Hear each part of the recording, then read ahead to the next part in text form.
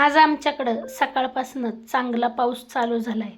तसा कालपासूनच पाऊस चालू झाला. काल एवढा नव्हता, पण आज सकाळपासून चांगल्या चळका येतात आणि वातावरणसुद्धा मस्त वाटते. मला देवपूजा करायची होती, म्हणून देवपूजेला फुलं तोडून आणावीत म्हणलं. माझ्या मोगऱ्याला भरपूर फुलं येतात. बघा, तुम्ही बघू शकताय मोगऱ्याच्या झाडाखाली किती फुलांचा सडा पडलाय.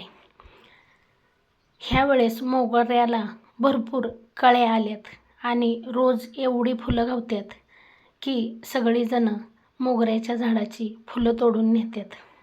सकाळी सकाळी देवपूजा केली की घरातलं वातावरण पण छान होऊन जातं.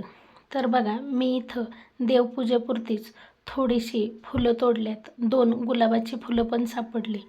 इथं माझी देवपूजा करून झाली आणि आता उरलेली कामं पण करायच्यात.